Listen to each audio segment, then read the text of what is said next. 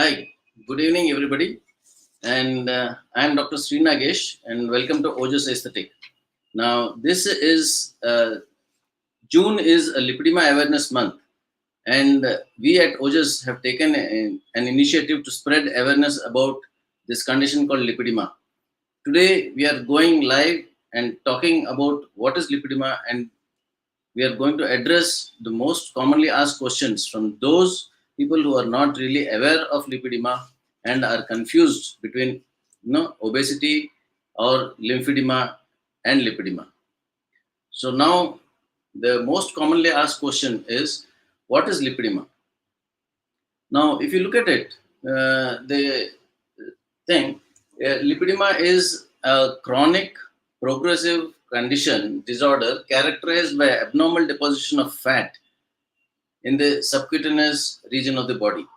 Especially the abnormal deposit of fat is most commonly seen in the lower limbs and sometimes in the upper limbs. That is, the when you say about the lower limbs, it addresses the hips, the buttock area, the thighs, the legs.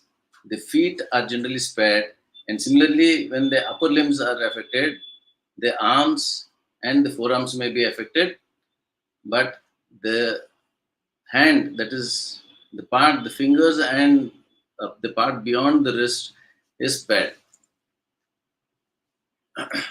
Now, if you want to see a typical a case of lipedema, we can see this particular slide, the picture, where you can see the upper body, the waist is quite slim and quite narrow, but the hips are quite large.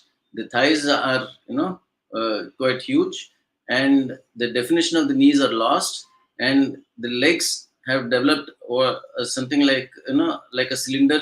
The shape is distorted, and but the feet, if you look at the feet are quite normal. So, and you find a small little band around the ankle, which gives a feeling of a cuff, something like a harem pants, a constriction uh, at the harem by the elastic of the harem pants. So now, if you look at it, now who are the people who get lipedema, and when do they get it? The lipedema is almost seen exclusively in women, and it could generally starts somewhere around puberty, whenever there's a hormonal imbalance or a hormonal changes that take place in the body. And specifically in exclusively in women, it very rarely occurs in men. And usually puberty, it also is seen during pregnancy. That is when there's a hormonal changes, large amounts of hormones are released in the body, estrogens, progesterones are released in the body. That is the time when the body gets stressed. The other time is lactation, when the mother is breastfeeding the child, or during menopause, when the periods start to start diminishing. So at that particular time also there are a lot of hormonal changes that take place. And the other time is when they undergo are subjected to some kind of a gynecological surgeries. So these are all uh, times when lipedema can trigger. These things can trigger lipedema. Now, people might say, what is this lipedema?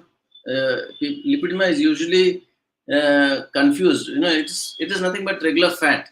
So, what is the big deal about lipedema? Now, there's a difference because and there's a confusion is because it sometimes is associated with obesity. Now, what is the difference between obesity and lipedema? In a typical case of a lipedema, the waist is narrow, but the lower half of the body is quite large and tends to keep growing and is not responding to regular diet or exercise. And sometimes even the arms are also, increasing in size. But the waist is narrow. It is something like this. which is called a pear-shaped body, where the waist is quite narrow, but the lower body is quite large. Okay, but in a typical case of obesity, if you look at the waist, the trunk and is quite huge, and then the legs could be normal. But in some cases, when obesity and lipedema are both associated, then you can see that the trunk is huge. You have a big abdomen protruding. Along with that, even the waist and the lower body is quite large. So sometimes obesity is associated. The lipedema is also associated with obesity, and that causes a confusion.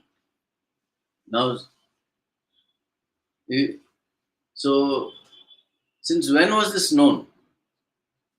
Lipedema. Lipedema must have been in existence for a very, very long time. But it was first identified in 1940 by Dr. Allen and Dr. Hines in Mayo Clinic in USA. And then it slowly got lost and it reached Germany, where this particular disease was identified, and doctors used to treat it, investigate about it, learn about it, and treat it. But unfortunately, the WHO, that is the World Health Organization, had not included this as a disease until 2019. So it was only in 2019 this particular condition was included in the International Classification of Diseases ICD-11 as a separate clinical identity in the category of certain non-inflammatory disorders of subcutaneous fat, with a code which has been given EF02.2. And according to that particular ICD-11 description, lipedema is characterized by a non-pitting, diffuse, fatty swelling, usually confined to the legs, thighs, hips, and the upper arms, and may be confused with lipedema. Now, so if lipedema is a disease condition and is prevalent, so how often is this present? This exact incidence of lipedema is estimated anywhere between 5 to 25% of women, averaging to approximately 11% across the globe. So, if almost 11 to 15% of the population, especially the women folk, are suffering from lipedema, then you need to know the cause, the signs and symptoms, and other features, right? So, what causes lipedema? The exact reason why what causes lipedema is not very clearly understood. There's a lot of research that is going on right now, but it has been seen that it appears to have a hormonal influence, like I have already mentioned to you. Because there's a shift in the estrogen progesterone balance, this particular condition gets triggered and it starts to grow, and it's a progressive kind of a problem. It could be having a genetic background because it is seen to run in families, like the grandmother, mother, the daughter, the granddaughter. It percolates down in the family, so it is thought to have a genetic background. And it also stress also seems to trigger uh, the condition lipedema and starts to have its effect in the progression of the disease. So now next is you must try to understand what are the signs and symptoms, whether you have it, you don't have it. If you have it, what you might be experiencing, that to know that you have lipedema. It is usually, if you look at it, during your childhood, you might be quite thin, quite slim, and very active. But around puberty, you will find that there's a sudden increase in the size of your hips, your thighs, your legs, or your arms. Usually, it starts somewhere, in the hips, and then it starts to grow down. So, if you are trying to do dieting, want to lose weight, and you are doing dieting, fine, it's good. But then you find that you're losing weight on your upper body. That is, your chest, your waist, your abdomen. These are the areas where you're losing weight. Your face suddenly starts to shrink, but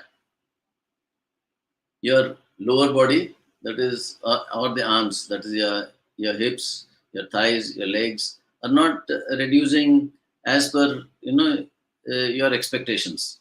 So this is another time when you should think that yes, I may be having lipedema, because in a typical case of obesity, if you are having obesity and not lipedema, then you should not shrink, you should lose weight all across the body, not in certain parts of the body, and leave behind some other parts of the body. Next is, it is also called the painful fat syndrome.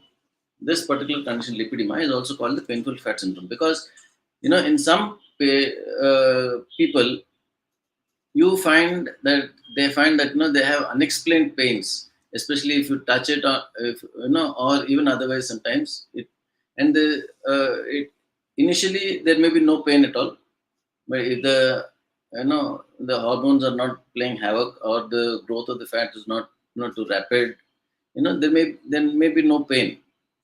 But in some conditions, in some people, you will find that it's quite painful, it's quite tender, especially the affected part is quite tender, and you know you feel quite irritated. If somebody touches, or you yourself touch, apply a little pressure, you start feeling the pain, and you feel irritated. And then sometimes, and many times, you find that you have not realized that you have hit something, a casual small little bump into something, and then you have a big bruise. You may not be able to recollect, where did I injure myself. You might be wondering, where did I injure myself that I got such a big bruise. The thigh or the leg or the arm has become blue, and has bled under the skin. So it's easy bruising. And then a lot of people will be having spider veins, that is small little blue threads, like things, irregular threads on the skin surface, or it's otherwise called the telangiectasia. This occurs in almost 53% of the patients. Bruising can occur in almost 82% of the patients, and almost 40% of the women also develop varicose veins, and there are unusual fat pads developing, bulging prominences uh, in and around the knee joint. That's above the knee, the lower thigh, and just under the knee, over the shin area. So almost 55 to 60% of those people have uh, those deposits of fat in those areas. So these are certain things. And if you look at the quality of the fat, initially in the early stages, it'll be quite smooth and to feel.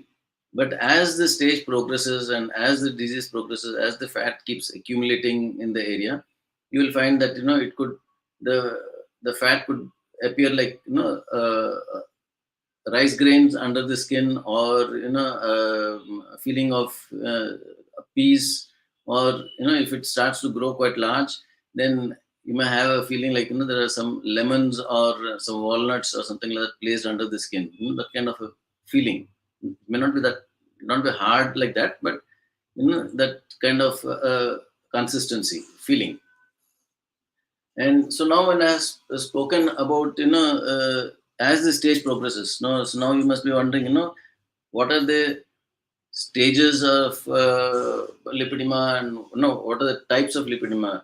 Not everybody has uniform kind of growth. Some people have growth in certain areas, some people have growth in certain other areas. Some people have growth in the entirety of the areas. So now let us look at the types of lipedema. So if you look at the types of lipedema, now this is a perfect picture to show you which are the areas people generally tend to put on weight. Like the areas in blue are those areas which which is depicted where the fat is deposited and the fat tends to grow. In a typical type 1, you know the hip area, the buttocks and the saddlebag areas tend to keep growing in size out of proportion to the rest of the body. In type 2, the buttocks, the hips and the thighs up to the knees, they tend to keep growing in size, enormously.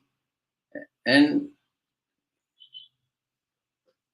it's quite not a nice feel to have that particular thing, because there are certain kinds of other symptoms which people tend to develop. And then the type 3, you have right from the uh, waist down to the leg, uh, up to the ankle. There's a abnormal amount of fatty deposits. The shape of the thighs, the shape of the legs is all lost. You tend to develop something like a cylinder, abnormal deposits of fat, but it is bilaterally symmetrical. Both the sides, the deposit of fat is almost similar with a little variation though. And then in type 4, you have the arms and the forearms, but the hands beyond the wrist are not affected. And a typical type 5, you find that the abnormal fatty deposits, are from the knee to the ankle. So, the legs look like, small little columns, you know. And the most common type of combinations of lipedema are those of type 2 and type 4, or type 3 and type 4. That is, type 2 is the waist to the knee joint, and type 4 is from the entire arm, and type 3 is waist to ankle, and type 4 is again the upper limbs. Now if you look at the thing now, next is the staging. What are the stages? Some people say there are 3 stages, some people say there are 4 stages. But now if you look at it, in stage 1, it is almost in proportion, sort of. The swelling doesn't seem to be too gross. It looks like okay, a little bit, it's okay. But as the thing keeps progressing, the fatty deposits start increasing, and the symptoms also start to increase.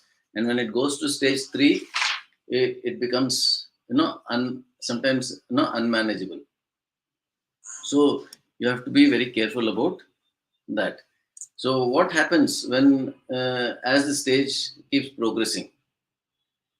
So first of all, you need to make a proper diagnosis. So how do you make a proper diagnosis? You need to take a detailed history. And how do you take the what are the things that you have to discuss during in the history? One is your childhood appearance, whether you are slim during childhood, or you are little plumpy, and a little on the healthier side. That is one thing you have to look at. Next is, we'll have to see the what is your weight at puberty, what and how did you manage at puberty time, and other things. Then next after that is what happens during your pregnancy time, whether you started to put on weight during your pregnancy time, or you are fine at that particular time. And then during your lactation, And then if you have reached your menopause, then at menopause, the premenstrual, premenopausal symptoms, what are the uh, symptoms, signs and symptoms that you had at that particular time. These are all things that have to be considered. Then you also have to check, history of medication. What are the history of medication that you have to look at? Whether you had any history of taking oral contraceptives or not, and then you have any history of PCOD and you got treated for PCOD. So, and any other hormonal imbalance like thyroid issues or ACTH increase, and other things, adrenal problems. These are all things also that need to be considered. And then history of pain, deposits, fatty deposits, in which areas you're trying to, you tend to keep depositing fat, which is resistant to diet and exercise, whether there is a history of bruising, and whether you also are developing any spider veins or varicose veins. These are all things that you need to um, look at. Then after that, you need to examine the uh, body. When you examine, you look at the smoothness of the skin, how smooth it is, or how rough it is, and areas of specific fatty deposition, and look at the nodularity of fat, the appearance of does it look like cellulite? Some people mistake it, these kind of things, because there's puckering of the skin. People think it's cellulite. This nodularity is mistaken to be cellulite. There could be fat pads around the knees, and the lower thighs, or it could be around the just over the shin. Then you find column type of legs. Then sometimes you also see that as the stage keeps increasing, the the individual starts to have a very odd kind of a gait, because there's a lot of fatty deposits in the inner thighs. So the angulation of the knee at the knee joint gets affected. The center of gravity is the alignment is affected, and the uh, person tends to start developing what is called a knock knee kind of a situation. So when such situations, when they start walking, initially they don't have any pain and other things, but as the stage and time goes by, because of the change in the angulation and the alignment of the leg, they tend to develop arthritis. There is a differential erosion of the cartilage and overgrowth of the bone, causing a strain on the knee joint and the meniscus and the ligaments and the muscles around that, and cause weakness of the knee joint, and they go for early arthritis, and they end up with knee replacements or joint replacements. So these are the things that people should try to um, look and understand the situation and take timely advice on how to uh, get into control and how to adjust and manage their lives. So now I have today we have discussed about what is lipedema, and what causes lipedema, what are the types of lipedema, what are the stages of lipedema. In our next, before I sign off today, I would like to tell you that we shall be having a similar session the next 3 weeks, and the next session we shall have discuss about early detection of lipedema, and we'd appreciate if you could join us on Facebook group Lipidima/Lipidima India, and be a part of this group, so that you can learn about this condition, and also encourage others to join this group, and you could also explain to them and help spread awareness about this condition, so that as many people learn about it and understand the condition and take necessary precautions, the sooner that learn about it and take the necessary precautions, they can lead a healthy life, ahead of them. Thank you, and hope to see you in the near future. If you have any comments or anything, you can always put it in, any suggestions, so we can improve ourselves, and also we can try to sort out. If you have any questions, we will be happy to answer. Thank you so much. God bless.